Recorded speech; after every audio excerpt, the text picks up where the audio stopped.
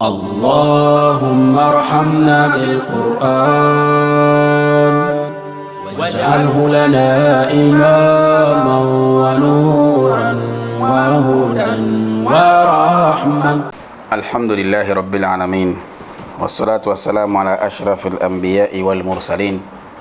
الحمد لله الذي لم يلد ولم يولد ولم يكن له كفوا أحد، ثم الصلاة والسلام على رسول الله Muhammad bin Abdullah sallallahu alayhi wasallama. Ndugu wapenzi watukufu, wafuatiliaji wa Maalim Shabani popote pale mlipo, mkiendelea kufuatilia Maalim Shabani, usikum wa usi nafsi bitakwa Allah, na kuhusieni nikihusia nafsi yangu katika suala zima la kumwogopa Mwenyezi Mungu Subhanahu wa Ta'ala.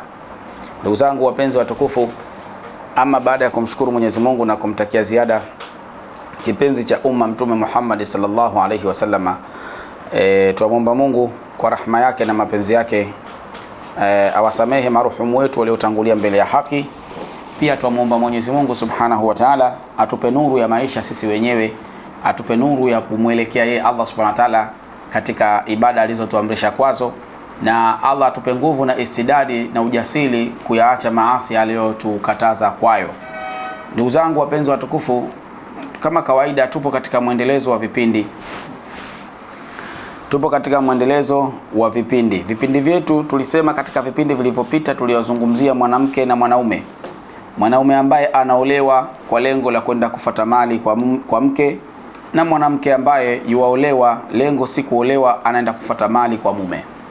Tukaeleza kwamba huyu mwanamke kama ni lengo ni hilo, na akafanya dhuluma ya kufanya mpaka ushirikina, lengo amteke mwanaume aweze kumsikiliza kwa kila kile ambacho anachokisema, hii itakuwa ni dhuluma kubwa. Na tukasema dhambi hii huwezi kuondoka duniani mpaka ikutafune na wewe.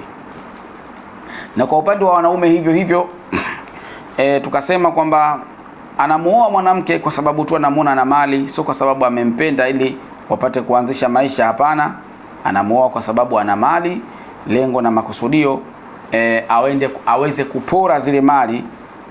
Pindipo akishaona amekamilisha lengo lake, anaweza kumfanya yule mwanamke kumtaka kuachana, yani kwamba akaomba kuachana.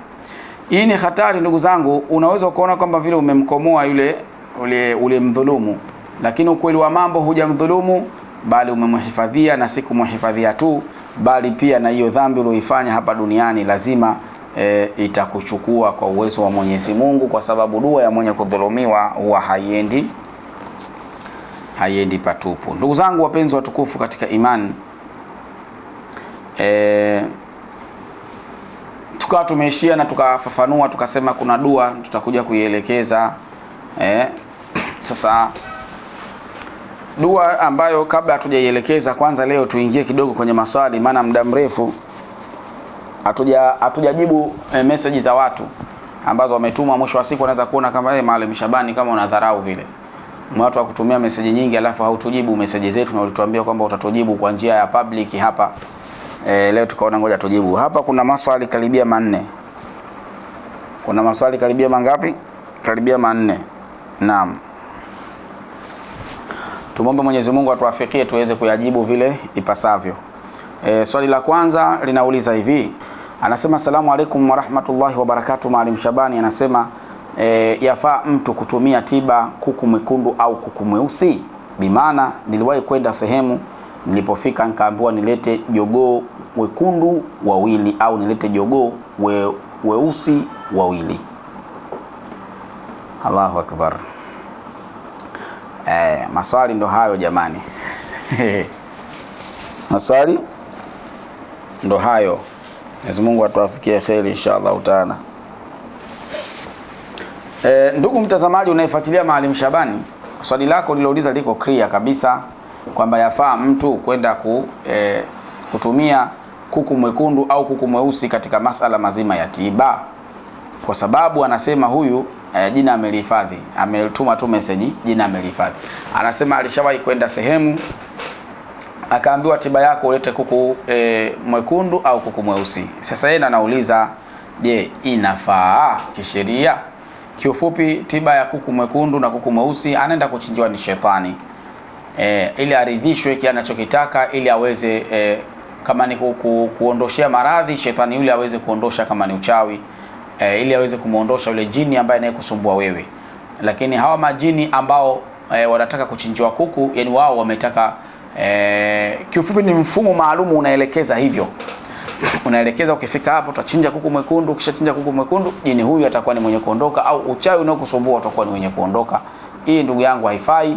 Na katika masala ya kuchinja mimi nafikiri kwamba kuchinja mnyama ambaye anaruhusiwa kisheria, lakini katika taratibu za tiba au katika taratibu za kutoa sadaka au kufanya kafara. Neno kafara, watu wakisikia neno kafara wanajua kwamba ni ushirikina. Kafara ni kureplace, yani una maradhi yanakusumbua na mitihani mbalimbali, unataka ufanye kafara yale maradhi ili yaweze kukuondoka. Basi hiyo imethibiti katika masala ya wanyama, na hao wanyama pia wana utaratibu wake. Wakikiuka misingi na utaratibu wa Uislamu, pia kumchinja mnyama huyo inakuwa ni dhambi. Kumchinja mnyama huyo ni dhambi kwa sababu kuna sehemu sheitani anasema siwezi kutoka kwenye mwili huu, mkinifanyia masara nitaondosha uhai wake, nitamtia maradhi mazito, nitamvunja huyu, nitamfanya kadha kadha kadha, ili niendelee kumwachia mali zake, aendelee kupata, awe na maisha mazuri, aendelee maisha mazuri. Naombeni sharti mnichinjie mbuzi 7. Na watu wanatii, wakitoka hapo wanakwenda wanamchinjia mbuzi 7 ili yule apate kumwachia. Kichinjo cha design hii ukichinja unapata madhambi, kwa sababu Allah kashasema inna a'tainaka al-kauthar fasalli li rabbika, sali kwa ajili ya Mola wako, wanhar, na chinja kwa ajili ya Mola wako. Sasa unapochinja kwa ajili ya jini au unachinja kwa ajili ya shetani, itakuwa ni makosa na utakuwa umefungua mlango wa dhambi. Lakini kama utachukua mnyama huyu ukamchinja kwa ajili ya Allah au kwa ajili ya kufanya sadaka ya mashakili yanayokusumbua, lakini ndani mwa mnyama huyu anatakiwa ipatikane ikhlasi kwa ajili ya Allah subhanahu wa ta'ala. Swali lako liloliuliza yafaa kuchinja kuku kwa ajili ya tiba, mimi nasema haifai, kwa sababu haina uthibitisho kwamba kuna sehemu kwamba paliwahi kuchinjwa kuku kwa ajili ya kuondosha mashakili. Hapana. Lakini kwenye wanyama kuna uthibitisho kwamba alikombolewa Nabiullahi Ismail, alitaka kuchinjwa, basi tena lile lilikuwa ni balaa kubwa kuliko hata balaa la mimi na wewe.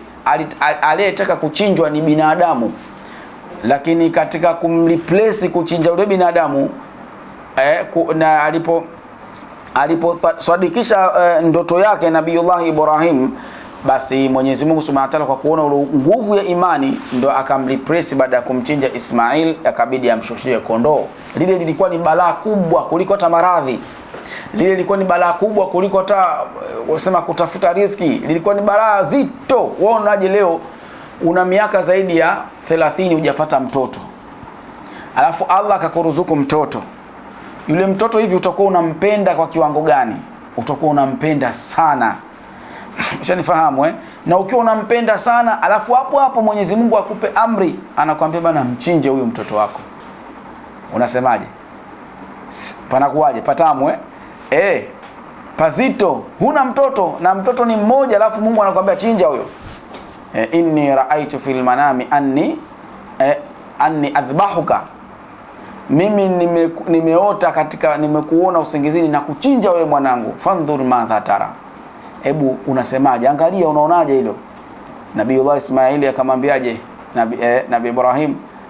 Ya abat if'al ma tu'mar satajiduni insha Allahu minas sabirin.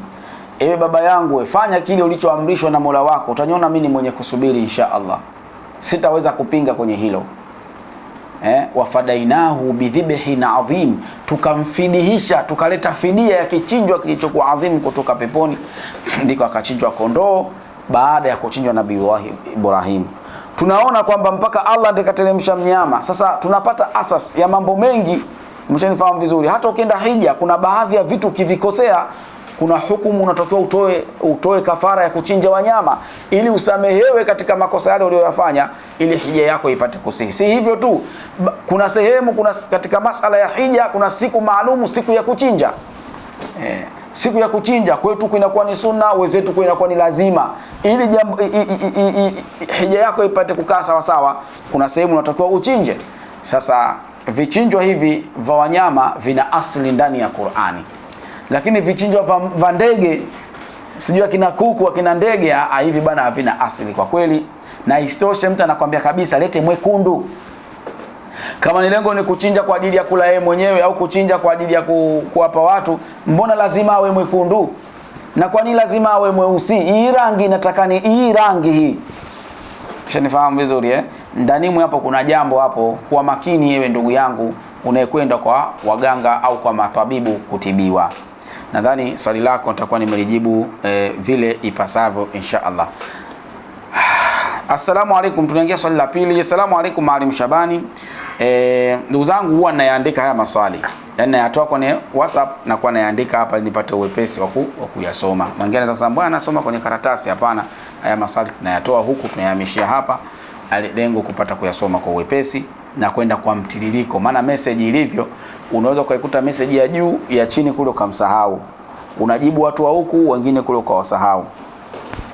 Anasema asalamu alaykum wa rahmatullahi wa barakatuh. Maalim Shabani, naomba kuuliza swali langu. Yafaa je mtu kuchinja mnyama kwa ajili ya dua? Yaani kumchinja mnyama kwa ajili ya dua kama vile mbuzi au kondoo. Yafaa mnyama kumchinja kwa ajili ya dua? Hii ndio nimetoka kuzungumza sasa hivi kwamba mnyama anafaa kuchinjwa kwa ajili ya dua, ila afate masharti. Masharti miongoni mwa hayo, isitokee ndani ya mnyama huyo anaambia bana wewe hichi kichwa kiende kikachimbiwe kwenye kizingiti cha mlango, au kichwa hichi cha mbuzi kinataka kikachimbiwe kwenye njia ya panda, au mnyama huyu anatakiwa wewe mwenye damu yake, yani wewe nyama usile ila damu yake ndio upake.